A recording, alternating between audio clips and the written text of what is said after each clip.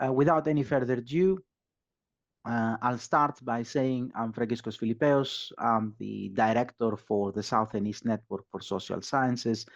I've been involved with the doctoral training partnerships over the last close to a decade now. I used to be an academic lead on the SENSS management board, representing one of the institutions. I then became the deputy director, and for the last year, I have been the director for SENSS. And my kind of main responsibility is to keep an oversight of all the different competitions we run, and the postdoctoral fellows competition is one of them. So I'll say a few words about SENSS and why doing a postdoctoral fellowship, and then I'll talk a bit about the application process, which is, I imagine, what most of you are quite keen to hear about, and also finding a mentor. I just need to make a disclaimer here that we are very close to the deadline. So the deadline is of the first stage, at least the expression of interest stage, is the other side of Christmas. It's on the 10th of January. So, and a lot of the universities will be closing over Christmas. So if you haven't approached the mentor already and you haven't secured the mentor already, you've got just a couple of days to do that, because most people won't be picking up emails over Christmas, over the Christmas period, unless you have already agreed that they will be doing so. So it's really, really important to focus on getting the mentor now and ensuring that you get everything you need, because by the time we return back from Christmas, there's going to be just a handful of days left before the deadline closes. So first of all, let me start by answering the question, why do a postdoctoral fellowship? And in a sense, we do ask you to look at that question when we ask you on your personal statement, why would you like to do the postdoctoral fellowship? First of all, there are several advantages. It provides additional time in the period post your PhD to write up publications, look at articles, monographs, policy papers. We have had cases in the past where people that did the fellowship had already secured a contract with a publisher, and they wanted to spend that additional year, simply to basically write up that publication. It's also a very good opportunity to extend your network and to work with different mentors, to attend conferences. There is budget available within the postdoctoral fellowship for additional research spend. You will get the opportunity to work with a wide range of experienced colleagues. You will be embedded in a department, in a school, and you will be working within that school as if you were a full member of staff for the year.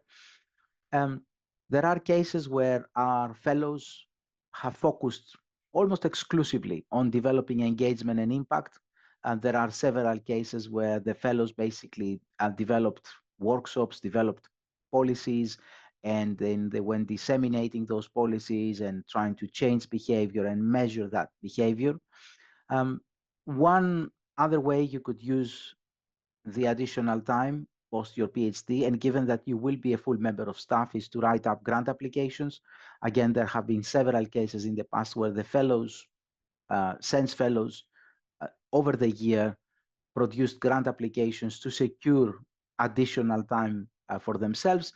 And obviously, the main advantage is that they offer, in a very, very, what I have to say, very competitive environment at the moment in the UK higher education industry, they do offer some short-term financial stability. They do come with, a good salary. They do come with additional money to spend on conferences, research, traveling, and things like that. So in an environment where we are all under pressure for resources, this is actually giving you, at least one more year that you can work on materials from your PhD. I'd like also to say here that this is not a South and East network of social sciences scheme. So it's not simply us that we offer fellowships. This is an Economic and Social Research Council scheme. The funding covers around 60 postdoctoral fellowships in total. We as SENSS provide 4 out of those, but you could apply, should you wish to any of the other doctoral training partnerships.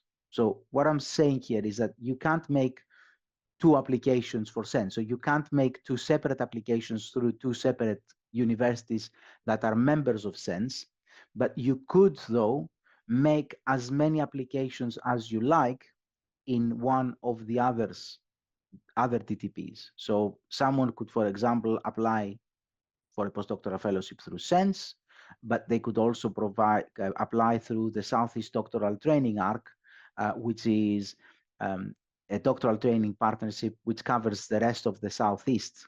So Sussex, Surrey, Royal Holloway, Kent, Reading, and Kingston are members of the Southeast Doctoral Training Arc.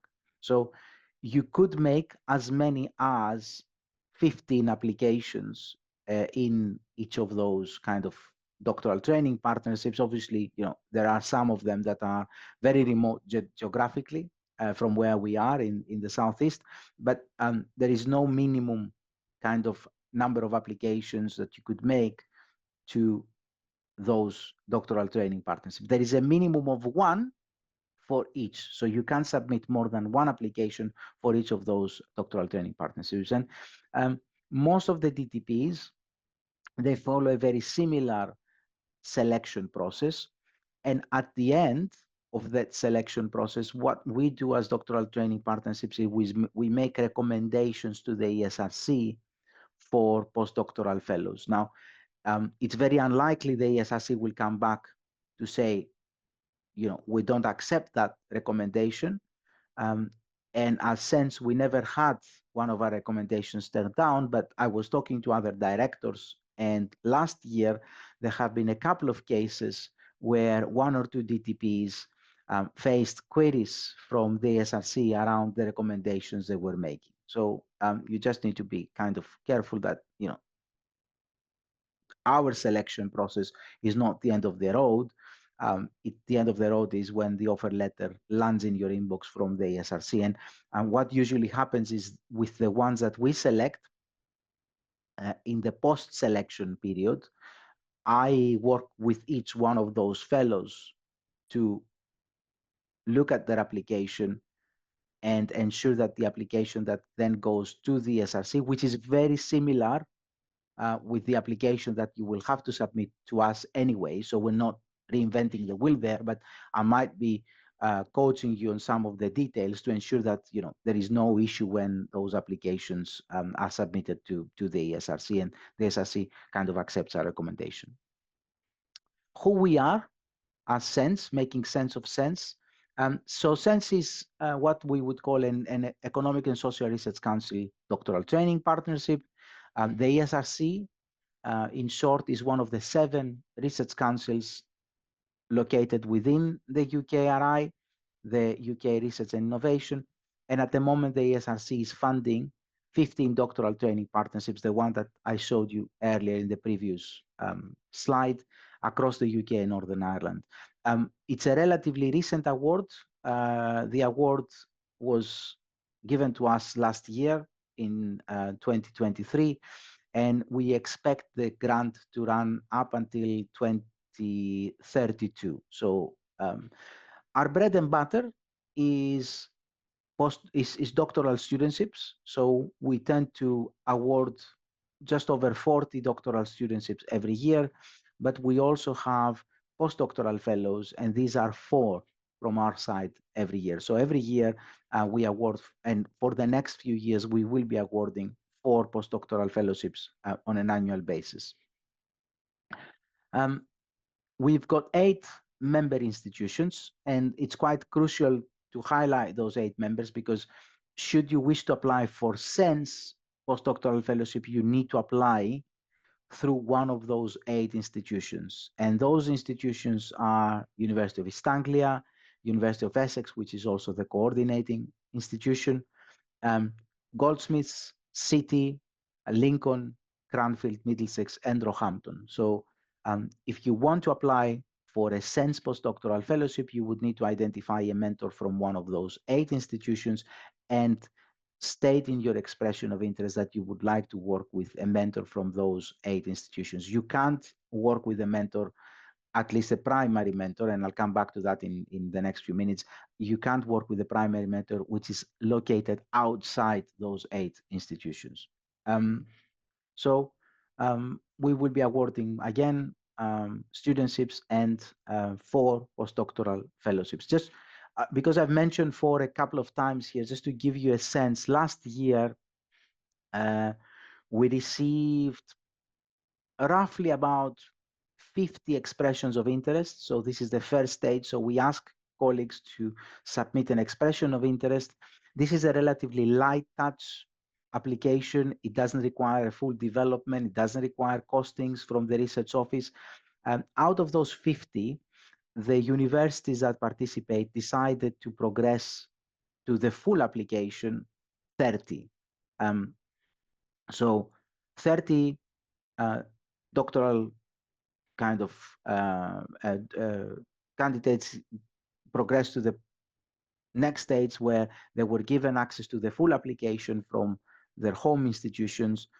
That full application will require you to get, a statement from your mentor, a statement from the head of school, and contact the research office in that host institution to get your costings, your salary, your research costings, the costings of the mentor. So it's quite an intensive process. And out of those kind of 30 applications, the home institutions, the institutions decided to progress to the next stage 18. What the next stage means is that there is a special panel convened by members of SENSS. I usually chair that panel, and I anticipate I will be chairing that panel next year in this round. And out of the 18, we basically went through the criteria and we have shortlisted 8. We do interview all 8, and we've made 4 awards, and we've selected 2 candidates as reserve candidates. This year, all 4 awards that we recommended moved forward, so we didn't need to go back to the reserve candidates. So it's almost a roughly 8 to 10% chance of getting the fellowship should you apply for this one. So it's not a very high success rate, but equally, if you compare it with other fellowships and other kind of applications for grants, the chances are actually quite high. The other important thing that I might want to highlight here is that unlike a lot of the other fellowships from Leverhulme or Wellcome Trust that require the home institution to match fund the fellowship, this is a fellowship that is actually covered at 80% full economic costing for the home institution. So the institution can charge additional overheads in terms of office and in terms of time for IT and everything like that. So they are they are quite lucrative for the institution that is hosting them, and therefore you wouldn't get any issues with securing support from the head of school or anybody else in that institution. There are fellowships that tend to return quite a good amount of money to the home institution, and of course give them the opportunity to hire an additional member of staff as a postdoctoral fellow. So the success rate is not brilliant, it's good, but equally this is a fellowship that a lot of the home institutions would welcome because of the financial way it operates. Now, in order to apply for SENSS, you would need to position yourselves into one of those 6 themes. So SENSS operates in a thematic panel kind of approach. We're not a discipline-based doctoral training partnership. We're working more around themes. These are not in order of importance. We consider all 6 themes equally important, and they are around sustainability and climate emergency, health, well-being and social care, justice institutions and social change, resolving uncertainty and addressing crisis, digital social sciences, and advanced methods in social and economic research. Now, on the website, there is a additional information with regards to which of the ESRC priorities each of those thematic panels is addressing, and also which of the sustainable development goals each of those thematic panels is addressing. And if you look at the student profiles, we've already selected our first cohort of students. If you look at the student profiles, they have the different thematic panels underneath them, and you will see what kind of topics these thematic panels kind of tend to attract from a PhD perspective. So you could then relate that to your own research. The way these were developed, as I said, is it was taking the ESRC priorities, taking the sustainable development goals, and looking across the 8 institutional partners and looking at the strengths of these institutions. And we came up with this list of 6 thematic areas. Not all institutions participate in each thematic panel. There are 4 exceptions. 2 exceptions come from Cranfield. So Cranfield does not participate in health, well-being, and social care, and does not participate in advanced methods for social and economic research. Lincoln does not participate in the advanced methods, and Middlesex does not participate in digital social sciences. Now, in practice, what does that mean? It means that if your proposal and your topic falls under, for example, health, well-being, and social care, you cannot apply through Cranfield. You would need to apply through one of the other institutions. If your proposal fits the area of advanced methods for social and economic research, you can only apply through City, Essex, Goldsmith, Middlesex, Roehampton, and East Anglia. You cannot apply through Cranfield, you cannot apply through Lincoln. I would work by exclusion here because the exceptions are much lower than the rule. Most institutions tend to participate in most thematic panels. Bear in mind those 4 exceptions, just to make sure that you don't find yourself in a situation where you have approached someone from Cranfield to work on an advanced methods kind of type of proposal, and suddenly you find yourself that you can't apply through Cranfield for that particular thematic panel. Now, what are the postdoctoral fellowships? What do they cover? And what should you expect from it? The funding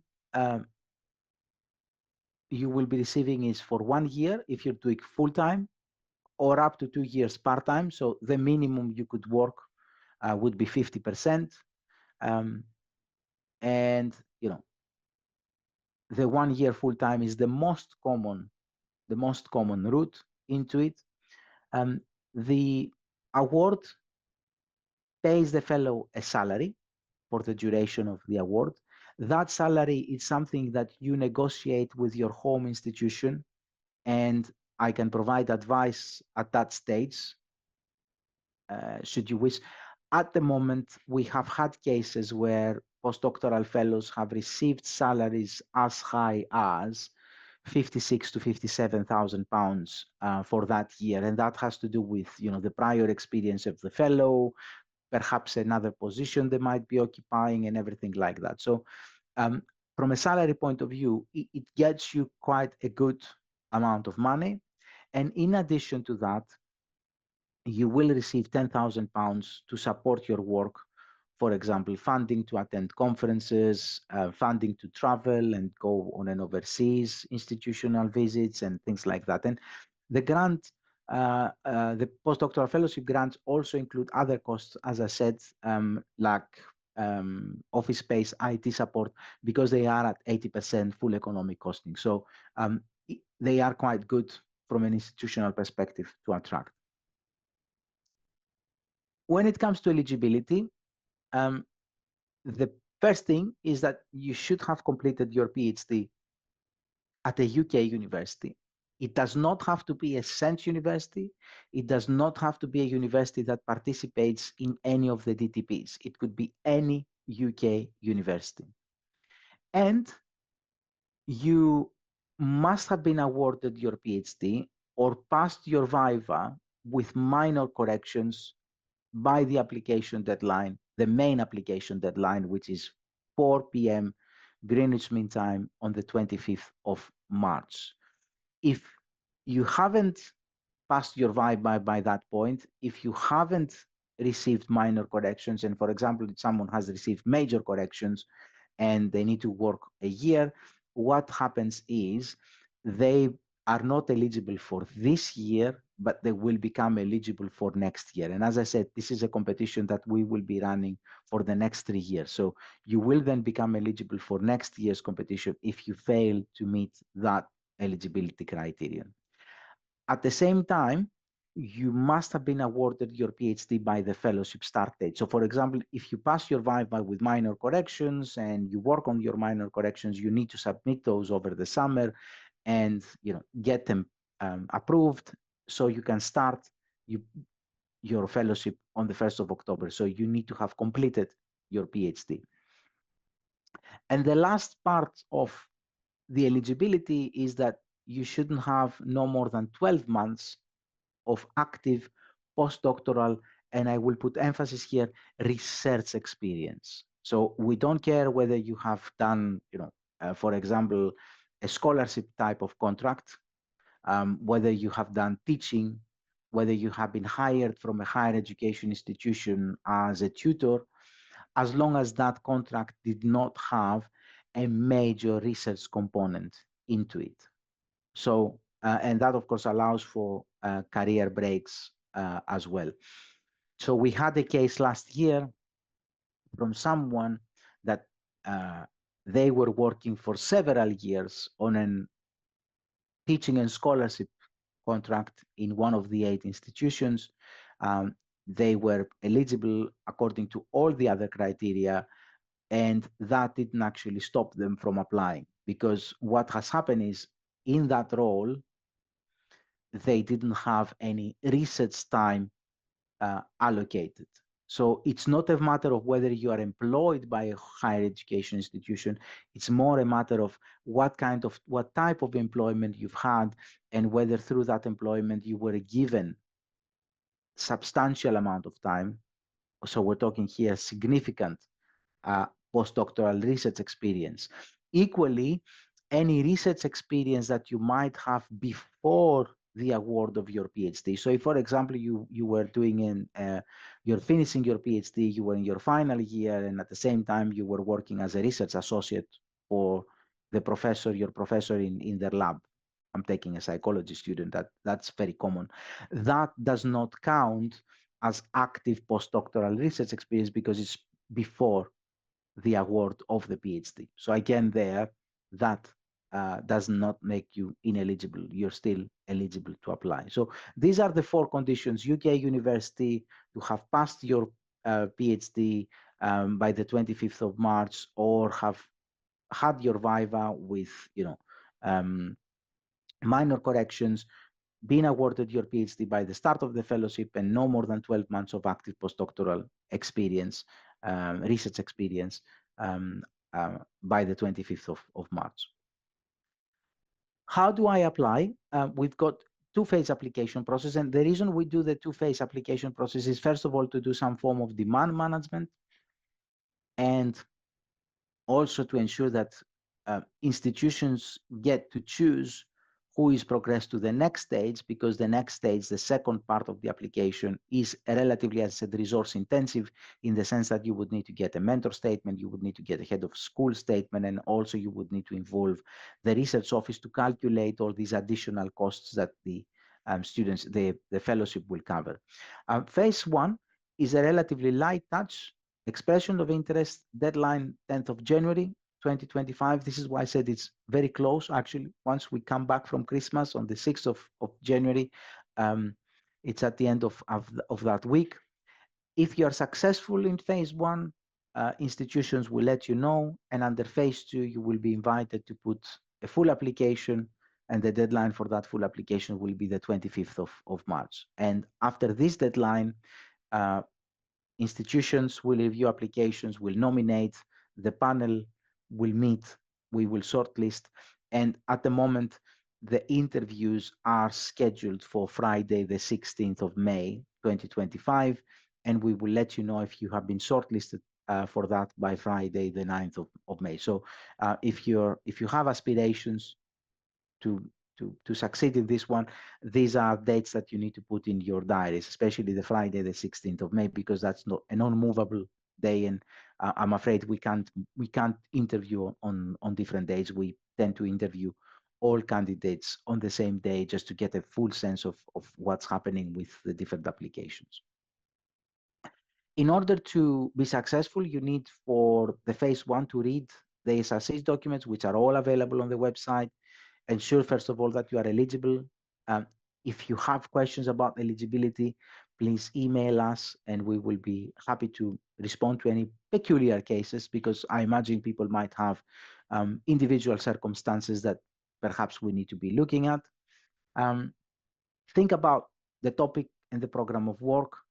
And at the same time, it's quite crucial to identify the academic who you think would be best to mentor you. Now, very, very frequently, I'm being asked here, should that be my supervisor? The answer to that question is, although the rules do not stop you from having your supervisor as a mentor, this is not the essence of the scheme. The essence of the scheme is to give you the opportunity to work with someone else and expand your networks. So it's although it is available as an option to select your PhD supervisor as a mentor, from my perspective, if you ask me, I would not advise you to do that. You're also required to have a secondary mentor, and as SENSS, we have taken the position that the secondary mentor needs to be outside the main institution of the fellow.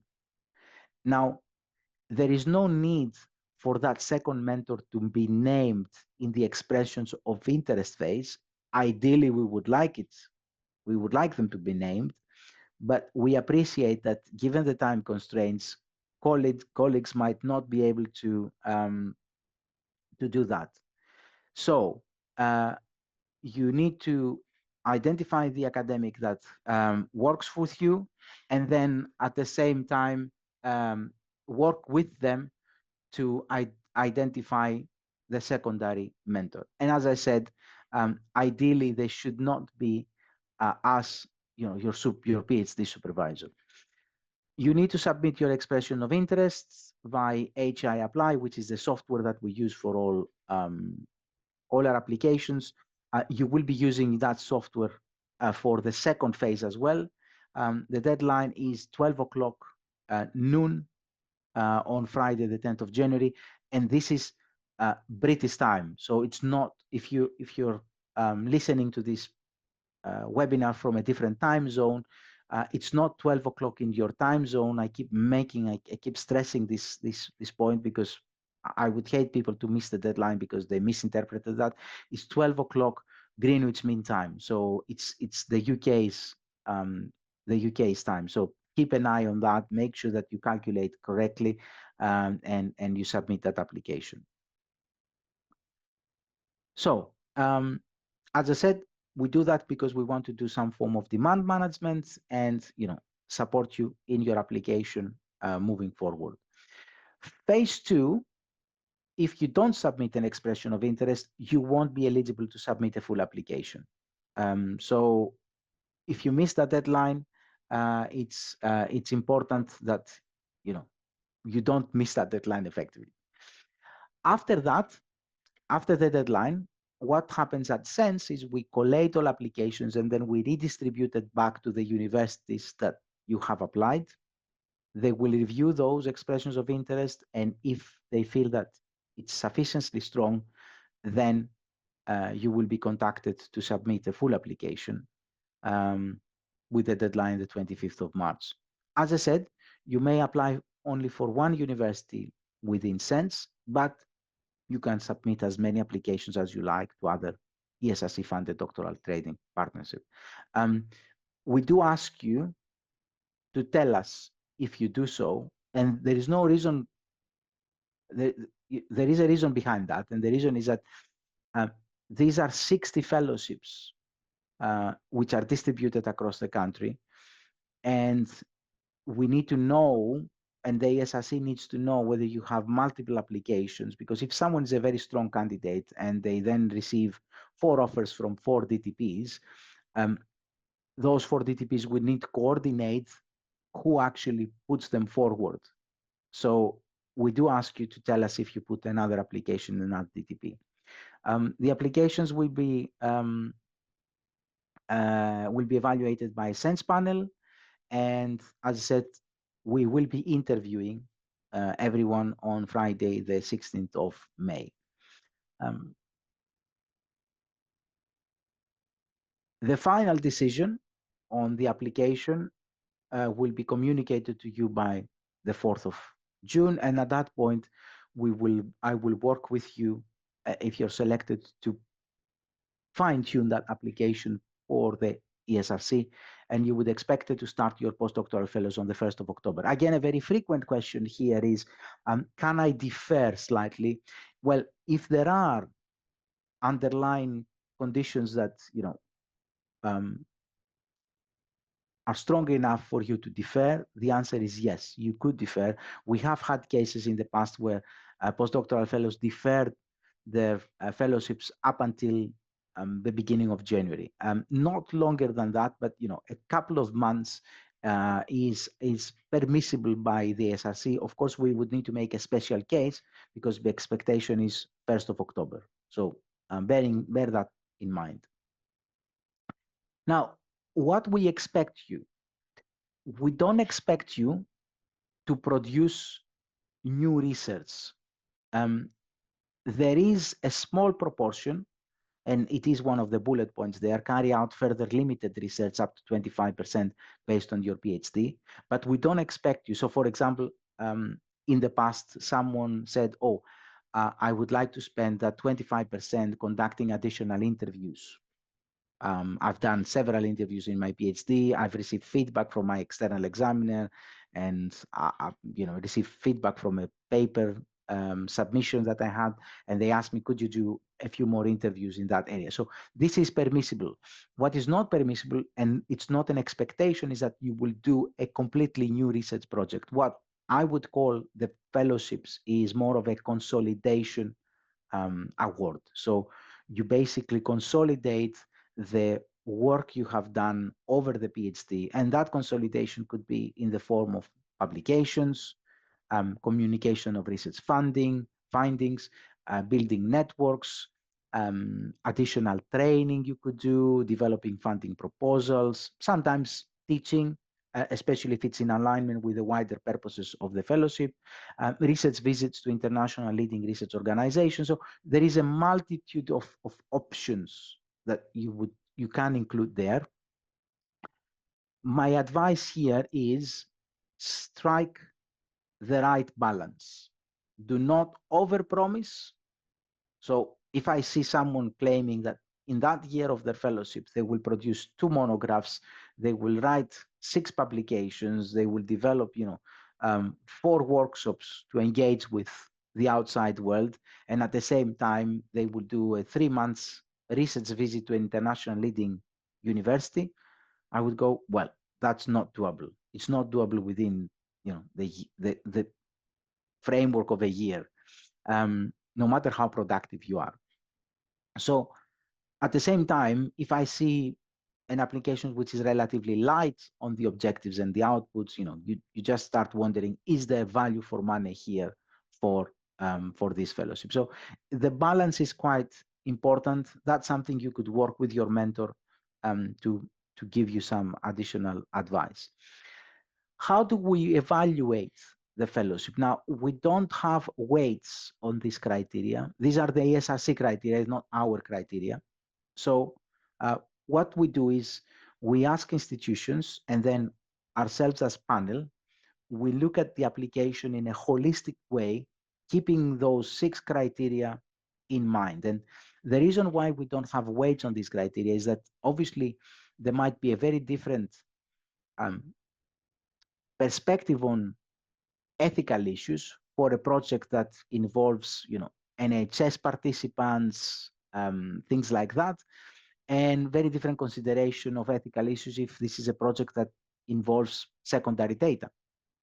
Um, it's again a very different perspective if your project is a quantitative driven project, and therefore you probably need a well-developed data management plan, than a qualitative project that, the data management plan might be less important. So we utilize the criteria in a holistic way, but the four important aspects are the quality of the work program. What are you going to do over the year? Is it giving value for money? What are the mentoring arrangements? And we also utilize the mentor statement to infer that. And of course, what is the impact and the outputs of your work program? Are you generating enough impact and enough outputs? Now I'll come to the final bit, which is finding a mentor. And as I said, we do require you to have two mentors during the fellowship. One needs to be based at your home university and one at another SENSS university. And we feel this is not something that, it's just simply our own idea. It's something that has been confirmed over the years, but by the fellows we have uh, hired and we have awarded. And um, the applicants, you need to name two mentors in your full application. As I said, for the expressions of interest phase, um, if you have both mentors, that's absolutely great. But if you have only the primary mentor, simply name the primary mentor and work with them over the next couple of months, should you be successful in the expression of interest phase, to identify the second mentor. And what it's also quite important in the application is, and in the mentor statement, is to define the roles that the two different mentors will play with regards to your work plan. My advice would be to talk to your supervisory team and leverage their networks. I have, several fellows have come to me, as a SENSS director. I have a good oversight. I can support you in finding a mentor if you tell me, what is your topic. Your supervisor uh, can help you in that. Sometimes the external examiner, if they are based within a SEN institution, they can act as mentor. But the supervisor and the supervisory team should be the first point of call. Leverage their existing networks within SENSS, identify experts and approach them politely. Look at, the kind of publications they have, whether they have editorships in journals, any other publicity. It's also related to what you want to achieve. So if, for example, someone has a key focus in their work plan on getting publications out of it, publishing papers, then having a mentor who has uh, a position of an editor in a journal is quite useful, because you could get good feedback on the process, on the papers, and things like that. When you contact them, and I assume you don't know them here, it is important to address them properly. Tell them something interesting about yourselves. See whether you can align yourselves and your research interests with their research interests and their expertise. Remember, you're no longer a PhD student that tries to get a supervisor. You're someone who looks more around a professional relationship with the mentor, in a sense that you're looking for someone that can help you, take off and move your career to the next stage. And going back to the question around the supervisor, one of the other reasons why we suggest that you shouldn't be using your supervisor as your mentor is if you apply for jobs later on and someone keeps a panel, an appointment panel, keeps seeing your supervisor's name on your publications, on your being your mentor and everything like that, they would highly question your research independence. So, finding someone else to act as your mentor increases your research independence. And of course, things like proofreading your emails, do not making any extravagant claims about, reading their publications and everything like that is actually quite crucial. It's always useful to have an introduction from someone else, but sometimes we do have to write cold emails. I do have to write cold emails from time to time myself. So it's really, really important to get all the details right. Now, that's all I had to cover in terms of the fellowship. I am more than happy to take questions either through the chat or should you wish to come on mic. I'll stop sharing my screen as well just to make sure that I see everyone. And as I said, I'm more than happy to take any questions you might have.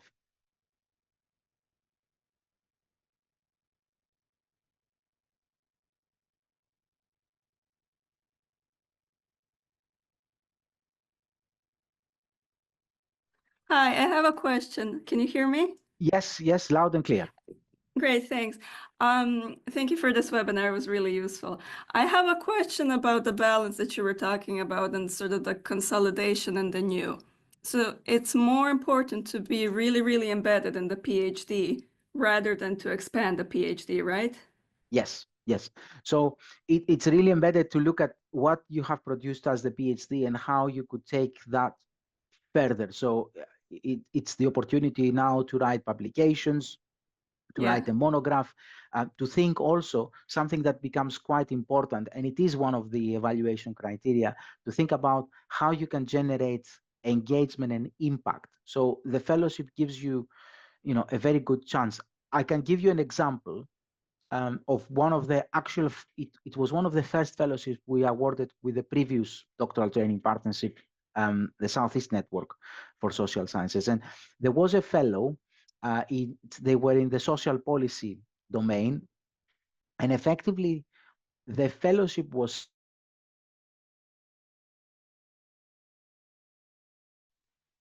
I don't know whether you can still hear. Yeah, I can hear you.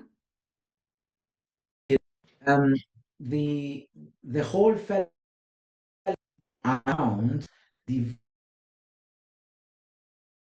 Actually, sorry, we're breaking up a bit now. I don't know if it's for other people, Right. but yeah, Is some is things with the sound.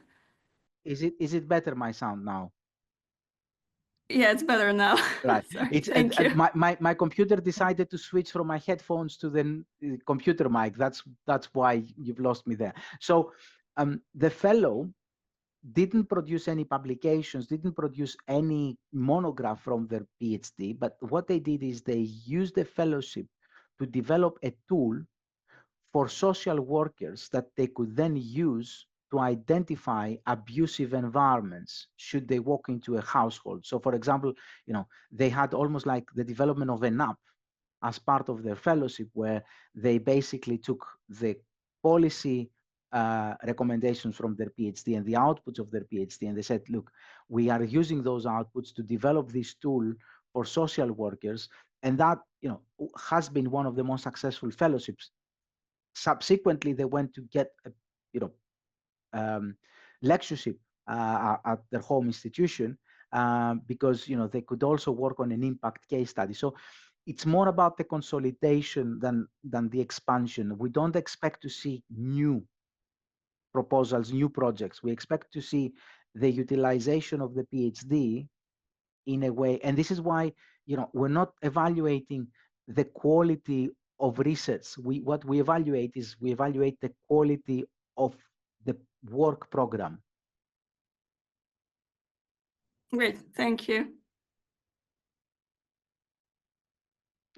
Hi, can I ask a question? Yes, of course, and Sorry. then I'll pick the question which is in the chat. Yes. Yeah, thank you very much. Yeah, thank you for your sharing. It's really clear and it's really helpful. I want to ask a question about the eligibility. I just so you're talking about eligibility regarding there should be no more than 12 months active postdoctoral experience and allowing career break. So here's like a example. Like I passed my viva at the end of the December. I mean, in December last year, like 2023, and I finally award my PhD in the July of the 2024. And after that, until now, during this period, it is my career break. Am I eligible for buying this? Yes, you haven't had any active postdoctoral research experience from what Yeah, you're saying. So yeah, that's absolutely fine. You are eligible to apply. cool. Thank you very much.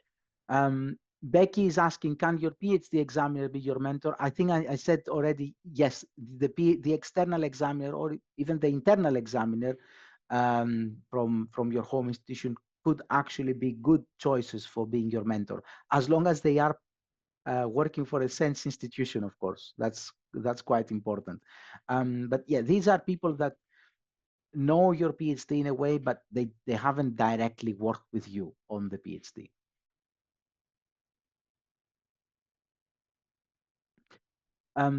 Does the fellowship cover practice-based project? Hi, what would you mean by a practice-based project? So, as long as it's the practice-based project led to a PhD and you have the PhD, then yes. And of course, the fellowship does cover practice-based. So if you want to translate your Yeah. PhD knowledge Hi. into a practice-based, that's absolutely fine. Yes. Could Yeah, you hi. elaborate So on it that? was, yeah, actually, I'm here. So my PhD was practice-based in documentary filmmaking, and I want to continue it, but with performance studies. So does it kind of does it qualify for this fellowship? From what you're saying, the answer is yes. It's an output. What you want to do, it Yeah. is an output. We're not, as I said, we're not separating whether it's a practice-based PhD or other PhD. If it is a PhD, then you become eligible for the fellowship. What it would be useful is to kind of explain in your work program Yeah. what are going to be the outputs. And as I said, when I talk about outputs, and this is why we don't specifically mention publications here, the output could be any kind of form of intellectual contribution. So it could be in the form of videos, it could be in the form of documentaries, it could be on the different forms. So yes, that's absolutely fine. Thank you. Thank you. Um, there is a question there from the chat. Does the quality, and I'm reading the question for the purposes of the recording.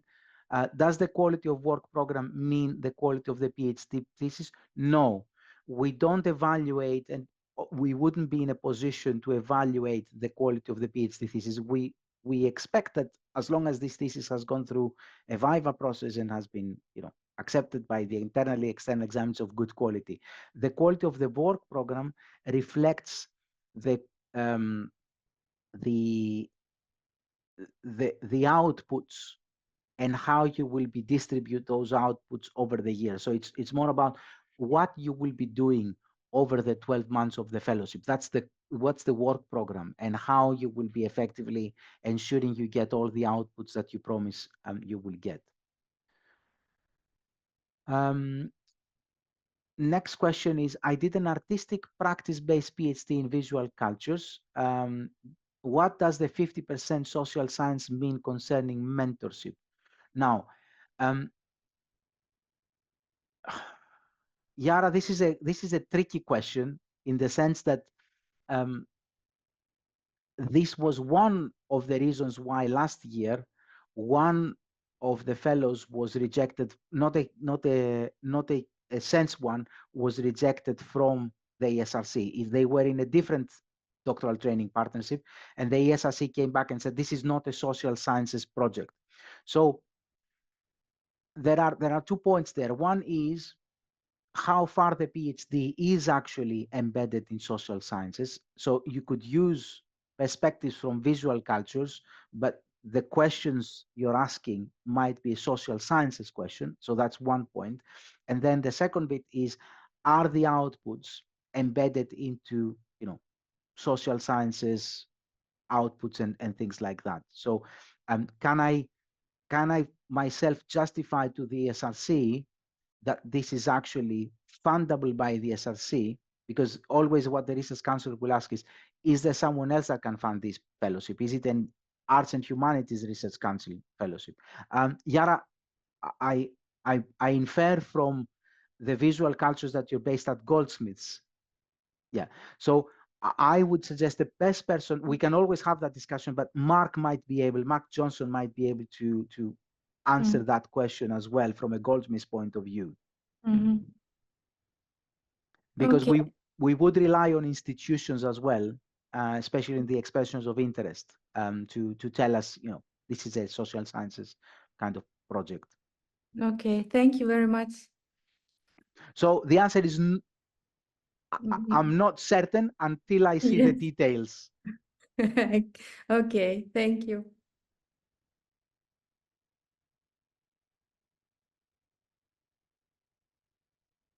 Right. I think we're getting close to the end of our webinar. We will be monitoring any tip for finding mentors. So many universities, due to the time constraint, kind of lost. Yes, it could be good. One of the things you could do is you could contact the operational leads in those institutions and ask. You could contact the directors of research in the different departments to ask for advice on mentorships. So this would be good. So the details of the operational leads are on the website, on the SENSS website for each of those institutions. You could then, you know, they could then point you towards different directions. I would also have a discussion with my supervisor and my examiners to see, you know, whether they have any advice on potential mentors. Those would be my starting kind of points.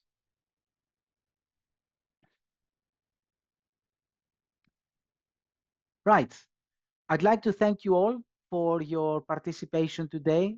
Looking forward to seeing some of you during the interview process. Remember, May 16th, the interviews. And good luck with your applications. And for those of you that you're celebrating Christmas, Merry Christmas. And for those of you that you don't, have a nice, relaxing break. Nice to see you all.